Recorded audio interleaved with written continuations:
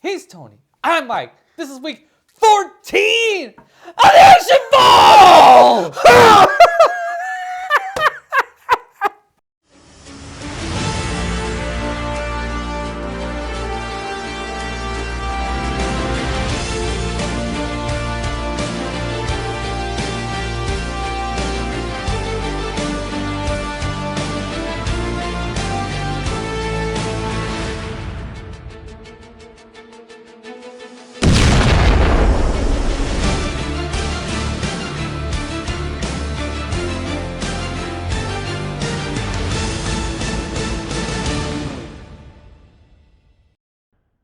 So week 14, Charlize Theron faces off against Keanu Reeves for the last spot in the main event. Charlize Theron drew Aeon Flux and Keanu Reeves drew The Matrix. Who are we talking about first? Charlize Theron. All right, well, on top of being lovely, I'm just gonna say this. I feel like she was miscast in this because the original Liquid TV version of this, Aeon was kind of ugly. She was gangly, and she had a big nose and pointy features. She was very weird looking. I'm surprised to hear this from you, because usually the kind of quirky looking girls are your jam. Oh, I'm not saying I don't find her attractive. I'm just saying that Charlize Theron is not that girl. Well, she is a tall girl. She's a very slender girl. She's just f***ing hot. Yeah. And she still looks good with dark hair, even though it's short. I still found her very attractive. She's absolutely stunning. There's the problem is she wasn't in a legit leather cat suit. That's part of the problem. The other problem is, even though they show her doing all these spectacular stunts and all these big action sequences, all of it felt flat. Like none of it landed. Like you had the whole bit with the girl that has hands where her feet are supposed to be. And they're running across the whole garden sequence of that. And every bit of that felt like it was completely shot fight by wire in front of a green screen, and everything was matted in. And so there was no consequences to it. It never felt like she was threatened. It never felt like they were in any kind of real danger. And even when the girl with the monkey hands for feet gets hit with one of the darts,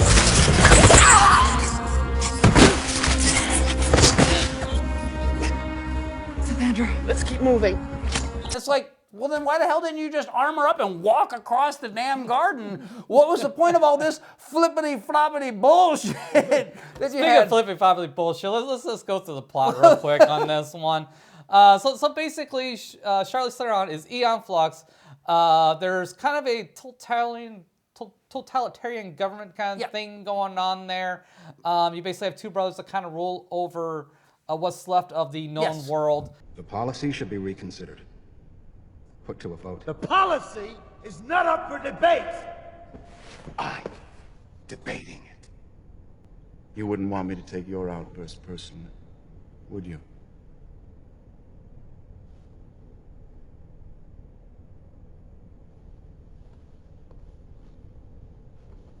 Outside of this walled city is whattever. Jungle. We don't know. Jungle. But they never really explain really what it is. They show it on the perimeter of the city, but nothing really beyond that. They actually do. This movie's entirely too dialogue heavy, and I paid attention to it, unfortunately, because I'd never seen it before. But they do explain it as there was a big plague. It wiped out the vast majority of humanity. This is the last city and the survivors, and they keep nature at bay. The rest of the world has been reclaimed by nature, and so you have this big, giant bug sprayer thing that goes around the outside of the city to kill anything from growing too close to the city. And then the big reveal is that you find out that all of humanity is actually infertile, and what they've been doing is they have a DNA of everybody that's ever actually lived in the city, and what they do is whenever a woman shows up to her doctor, she basically gets artificially inseminated with the DNA of somebody that's already been alive, and then they give birth and they think it's a new child, but there actually have been no new people born onto this world in like 400 years. You cloned her. I cloned everybody. And they're But the all thing- starting to have residual memories from Right. past lives pop Right, up. but nobody knows this except for Trevor and his brother. And Trevor is the leader of the New World. And his brother As is it is. Owen, who's the jack-off of the New World. Yes. And Oren is next in line. Isn't that right? Yes. Yes, he is. So there's an underground resistance and stuff like that. So the plot is to go assassinate Trevor because people are disappearing and stuff like that. Yeah. And so it isn't revealed till later, hey, this is what's really going on here. We're not doing this to be dicks. We're doing this because we're trying to keep society going till we find a cure. Which Trevor did find a cure, but it was buried by his brother Oren. He is buried literally in that he killed every one of the women that became pregnant after this treatment B7 or sequence B7, the test experiments, all of them. Yeah. But it doesn't matter because Oren's a dick and he wants to live forever. He loves being in power and shit like that. It doesn't want And he wants to take over Yeah. control of the city, and he wants to make sure that they preserve what they have. It's perfect. There's no reason to do anything. We're living the solution already. This is perfection. Why can't you just embrace it? And the other thing is that it's also said through one of the many lines of dialogue in this film is that they think they found the cure for it. So Trevor is trying to actually find his notes, and Owen destroys the notes. And then it turns out when they're talking to the giant holographic dude that floats around in a blimp above the city, that actually no, nature has taken its course. It goes so much deeper than your cure. Other women have been getting pregnant naturally. They healed themselves. And you killed them too? I had to stop it. Owen is trying to stop them women from reproducing too. So really it's a problem that took care of itself, and everything that kind of led up to it was like for nothing. I guess, but either way, they had a good reason to assassinate somebody. It was just the wrong person. Yeah, Really what it boils down to. pretty much. And then we have the big standoff at the end in the giant garden, and then you have snipers for the Monacan resistance, and they're up in the towers, and Aeon convinces her hand-footed friend to like, no, trust me, I'm gonna save us all. And so it's a giant shootout with absolutely no consequences because you don't really care about anybody that's getting gunned down left and right. And then there's lots of shooting, and then there's that like one super power up that Owen has to have. He's been shot, but it's okay. He's gonna get up. He's gonna shake that shit off, and then he's gonna shoot his brother himself.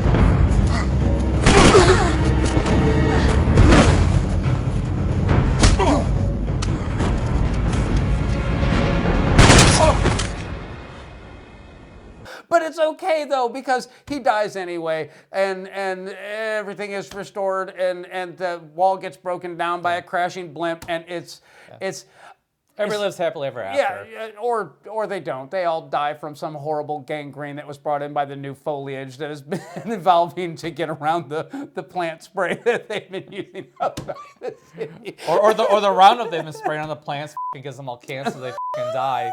There's that. I didn't think about that for that one, did you? That was where I was Yeah. kind of heading with that, but no, Yeah. you nailed it. You said much more succinctly than I did. Now, I will say this.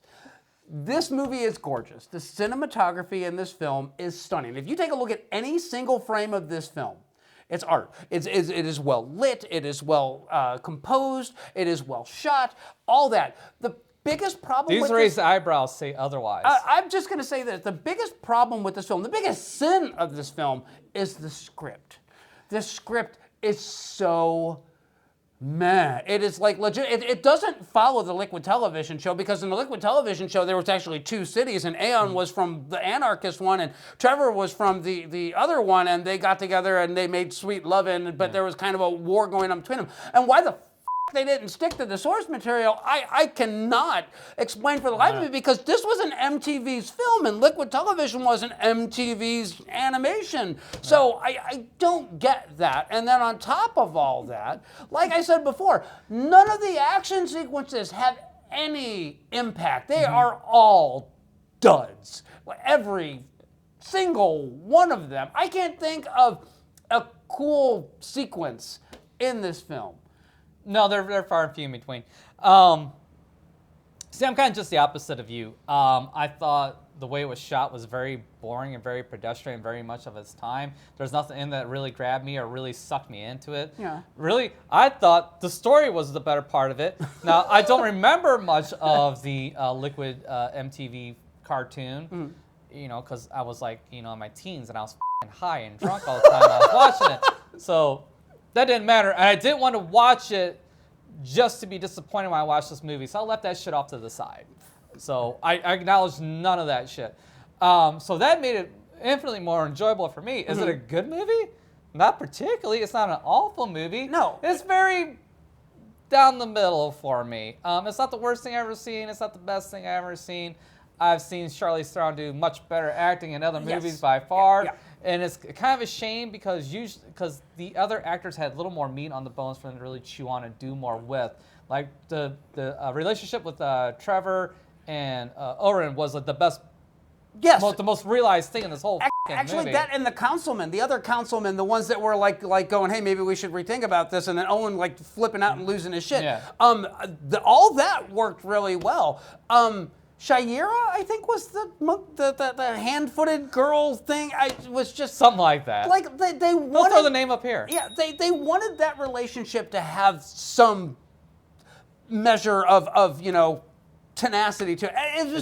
It was so hollow. It was so like, oh, well, they've known each other for years and they've worked on multiple missions and blah, blah, blah. It was baked. All that was told and not shown. Yeah, exactly. And then you have Frances McDormand, and she's like the leader of the Monacan resistance who only shows up when they have their little neuro-connected conversations, and she's, you know, backlit with, you know, some Pippi Longstocking hair going on and shit.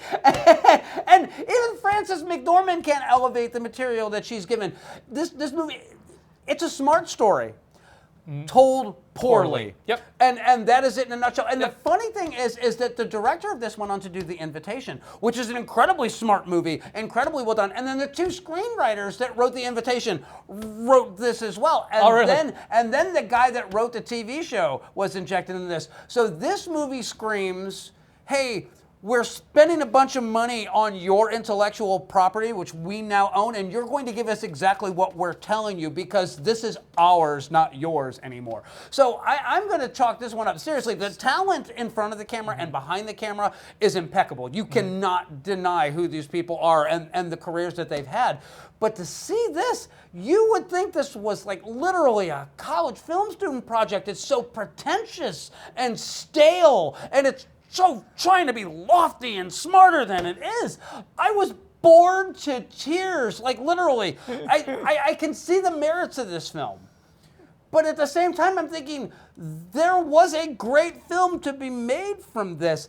This ain't it. This missed on all of us. And in case you're trying to figure out who the hell Trevor is, he was Celeborn in the Lord of the Rings trilogy. That's right, he was Galadriel's co-elf dude who had one of the rings of power. And it took me a while. I had to go look it up, and I was like, oh, that's where I know him from. Oh, it looked familiar to me, but I still don't know who the you're talking about. So. I'm just going to say. So, is there anything else you need to include about this one? Anything else you want to say? No, because I'm very interested to see how bad you savage this thing. So let's get to the cold hard numbers. You start. All right. Well, I'm going to tell you this again.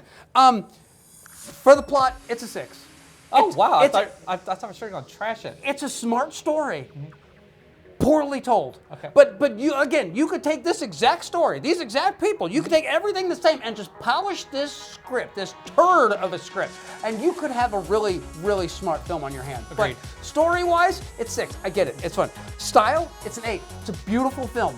It is absolutely. I'm sorry. What fucking movie you watching? Wait for it. Cinematography-wise, this movie is stunning. If you any single frame, but for the entertainment, it's a 2. This movie was like watching really pretty paint dry. I was bored to tears. Is it the worst movie that I've watched? No. Is it the worst movie for the Action Ball? No. But you know what? I would not sit through it again. If somebody bought me this on Blu-ray as a gift, I'd ask for a receipt. So, what about you, Mike? Well, you get your $2 back at B Stock. $5.99, baby. You overpaid. plot is a 6 for the same reasons you mentioned. It's a really solid story, just poorly executed. Style's a 5. There is nothing here that's any better, any worse than movies that were out at this exact same time. Entertainment is a 5. It wasn't bad, it wasn't awful, it was there.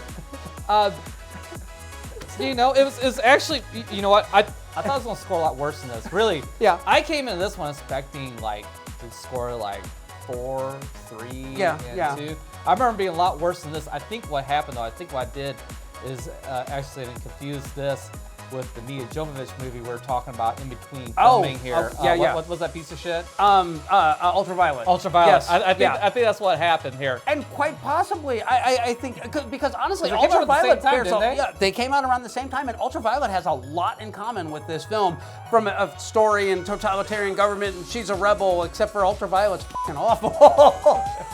This is, if you like this film, I get it. There is stuff here to admire. There is stuff here to actually appreciate in this film, but this had the potential to be so much more than what was churned out here. I'm gonna chalk it up to studio interference, which I think is what you're alluding to, but didn't come out and just say. Yeah. So, I wanted to put some meat on the bone so that I didn't want to just throw out a blanket statement, because again, the talent involved, they're much better than this, and they've proven it time and time again. So that's it for Charlize Theron and Aeon Flux. Coming up next, Keanu Reeves, The Matrix. Stay tuned. Will I see you again?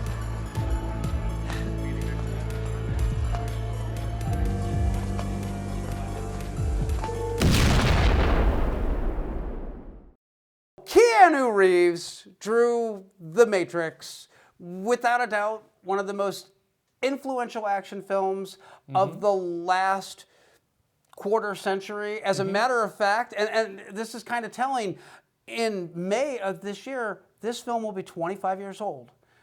And I watched it last night.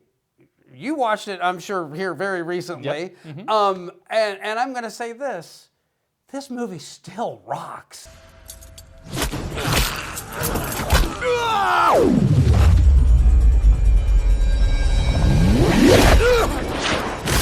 That still holds up. Still rocks. 25 years later, still holds up. I mean, a lot of movies can't say that. About the only movie I can think of that really can say that with a straight face, you know, being 20-something years old or older, is Jurassic Park. I was going to say the Lord of the Rings trilogy. You know, not The Hobbit, the Lord of the Rings trilogy. But let's get into the plot. Well, the plot is, look, you've all seen the movie. The plot is very simply this.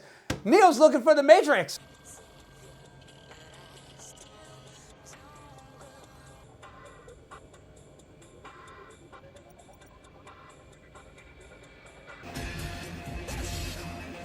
You know the question, just as I did. What is the Matrix? The Matrix? Do you want to know what it is? All I'm offering is the truth, nothing more. He finds the Matrix. He then figures out a way to kick people's ass in the Matrix. Come on, stop trying to hit me and hit me!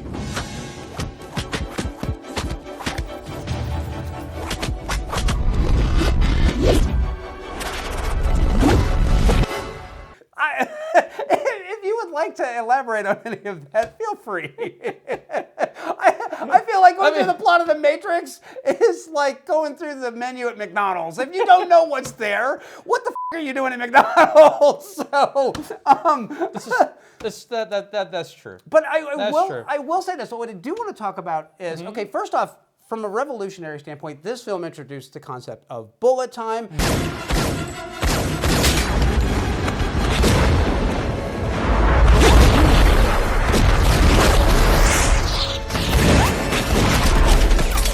It introduced a visual style that has been ripped off multiple times, never duplicated.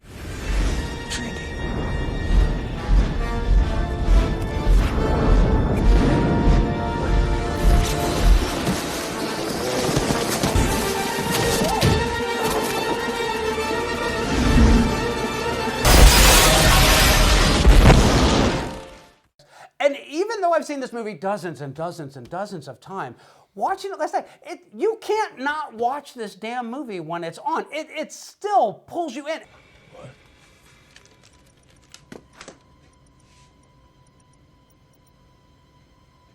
What the hell? And it still pulls you in because the characters are so well realized. They're so relatable. They're so well... And people give Keanu Reeves shit about, oh, he's not a great actor, blah, blah, blah. I'm going to disagree with you. In the right role, and this is the right role, It is the right role. Keanu Reeves owns it. No one else could be Neo. Even though Will Smith was supposed to be Neo, he was the first pick. Thank your lucky stars he did the Wild Wild West, and we got Keanu Reeves as Neo, because Keanu Reeves is so integral to this, and he plays it so down on perfectly. But then you also have Morpheus and Trinity, and even Mouser, and you have Cypher. the Oracle, and like The Agent. Agent Smith is one of the best villains put on screen, period. What good is a phone call if you're unable to speak?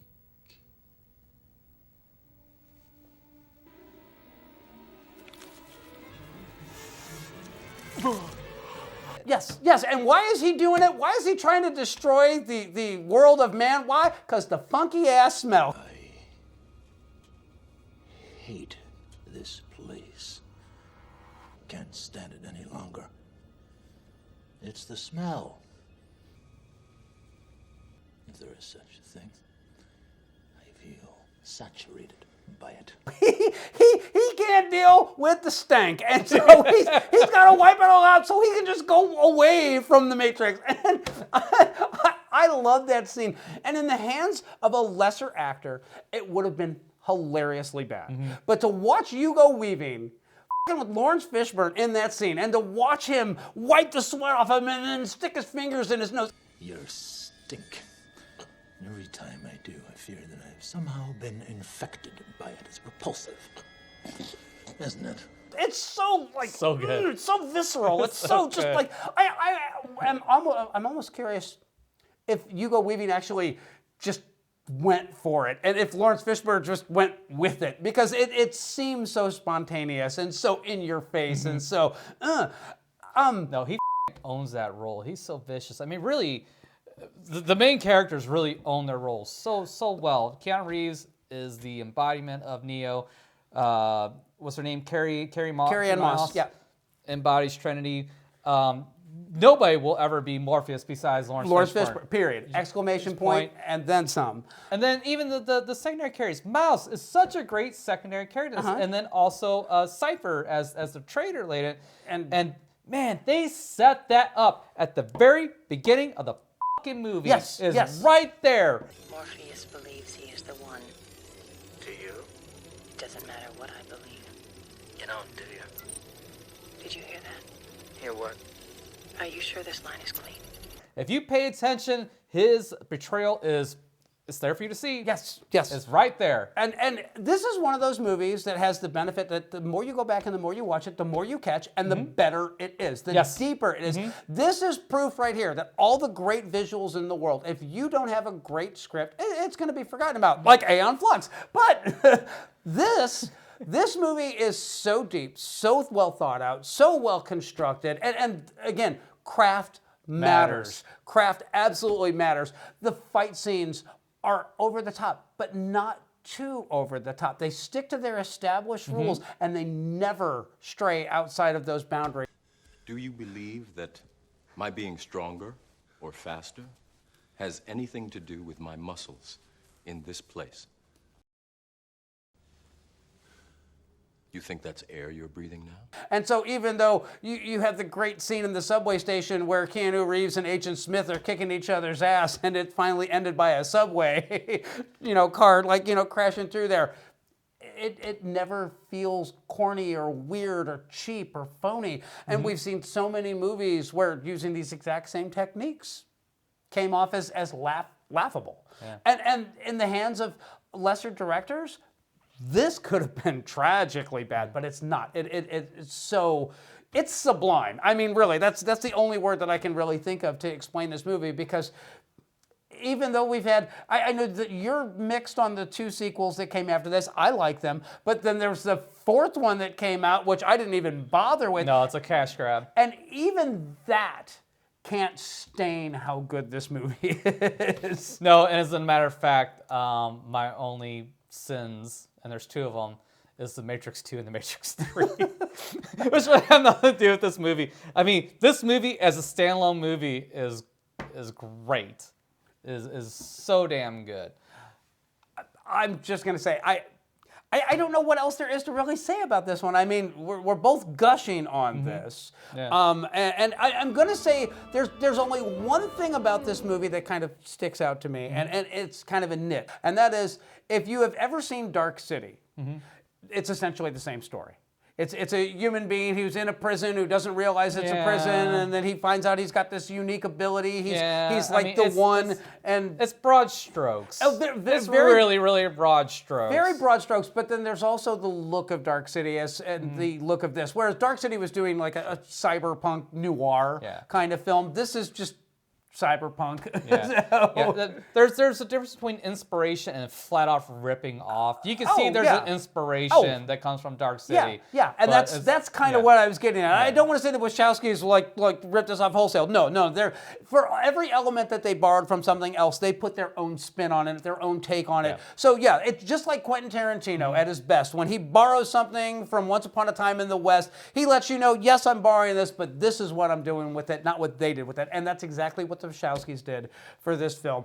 I mean, really, and going back to like the CGI, I mean, there's some stuff that doesn't quite hold up that great, but again, for being as cutting edge as it was back then, and it being, this year going to be 25 years later after the fact, there's a lot of movies that come out now that still don't look as good as this. Oh, yeah. I was going to say, there are movies that came out last year that don't look as good as this, let alone, like, go back and watch The Phantom Menace, which came out in '99 as well, which lost the Academy Award for special effects to this film. Why? Because it's quality, not quantity. Yeah, that's great that you've got 2,000 special effects shots.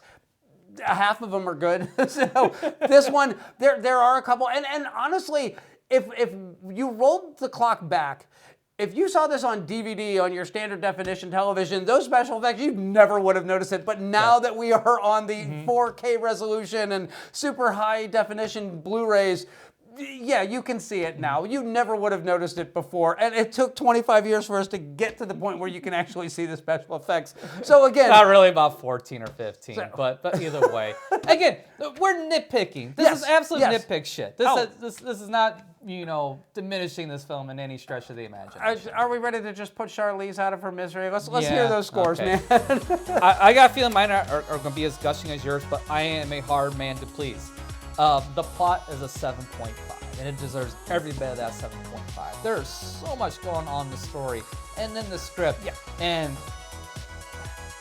there's like one plot hole I can find in this thing. It's not really a plot hole. It's just something that, if you can read code, you can decipher code, and if you're in the Matrix and you can write code, you can write code too. As a matter of fact, I'm just going to say this. Things like this. Wait, just saying. Just to address that point real quick. Every time Keanu Reeves eats something in the Matrix, there's a change in him from being detected by the red pill, but when the Oracle gives him a cookie, she's the one giving him the code that says, you're the one. That was completely there on purpose because she doesn't offer cookies to any of the other kids. Just Neo gets one, and when he's done eating it, he's gonna feel everything's gonna be okay, and he's gonna remember he doesn't believe in any of this crap. So yes, the Oracle manipulated Neo. Code was written. It's all right there, in black and white. I'm sorry, green and black. I'm sorry, I didn't mean to interrupt your scores. Go ahead. No, but I was just saying, if you had anybody who could write machine code for the Matrix, you wouldn't need any of these movies. You just write the code and shut down everything. But that's neither here nor there. Style's a motherfucking 8.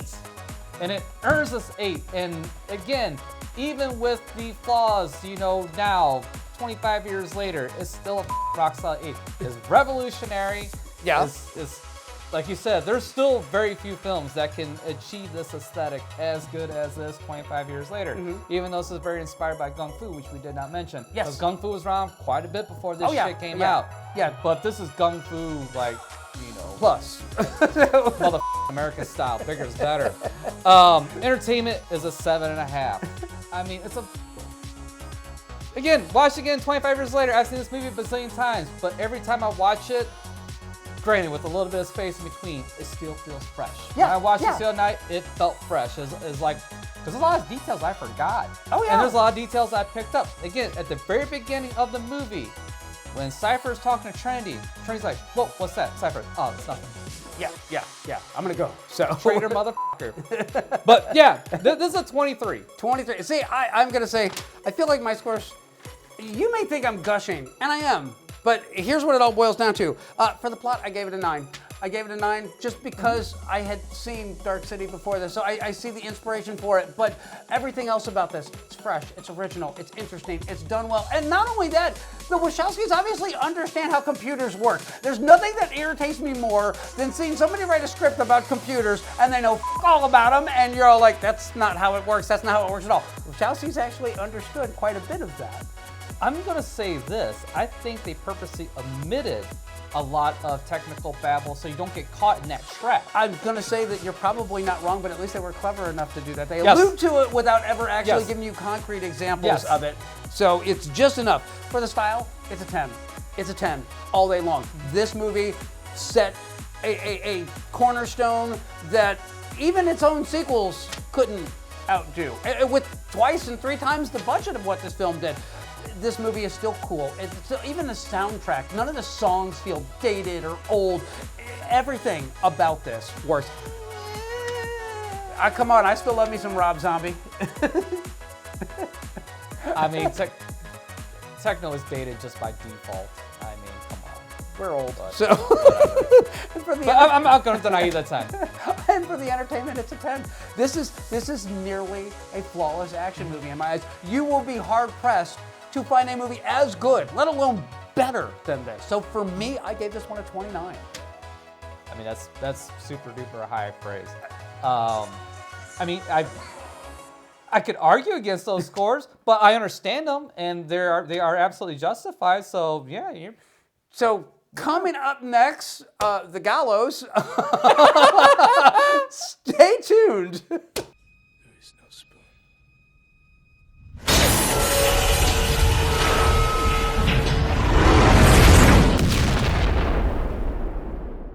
So the Week 14 results determining who is going on to the final slot in the main event. For Charlize Theron, Aeon Flux, you gave it a 16. I took a completely different road, and I also arrived at a 16, giving us an easy average score of 16. And then for Keanu Reeves in The Matrix, you scored it a 23. I scored it a 29, so that gives us an average score of 26. So there you have it. Our winner, moving on to the main event, Keanu Reeves and Charlize Theron is Charlize Theron.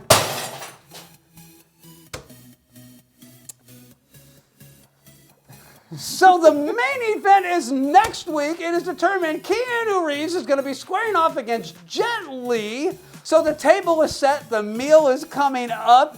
Keanu Reeves and Jet Li will be seated at the table, and we are going to draw to find out what films they'll be represented by. That's coming up next.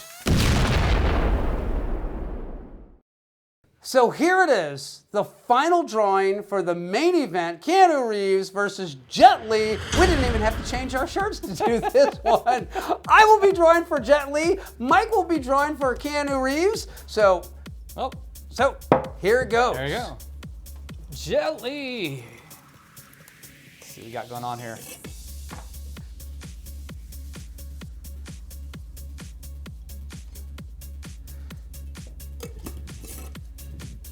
Jet Li will be represented by Once Upon a Time in China. Is this anything like Once Upon a Time in the West? Actually, I'm sure it's probably kind of inspired, at least title-wise, by it. But that all being said, I know next to nothing about this film. I know that this was like one of the big star makers for Jet Li as far as his Hong Kong audience goes. That's all I know. Well, how old is this movie?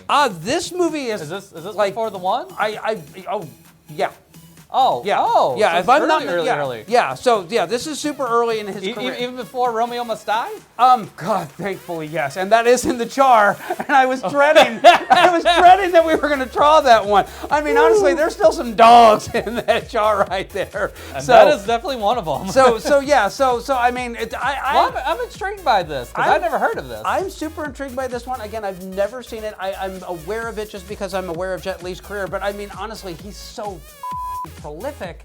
I couldn't possibly, I could give you names of 20 films that he's in, and I wouldn't be scratching the surface on this one. So are you ready to draw for Keanu Reeves? Yes. All righty. He's still got some good, he's still got some bad in here, just like Jet. So this is as fair a match as it's gonna get. Let's see what we get here. Oh, this is probably plus one. Street Kings. Now, I've never heard of this, which means this is probably a piece of shit. I'm gonna say that you know what, Keanu had a bit of a lull in his career, and then he made a big comeback with John Wick, and I believe this was actually right before that.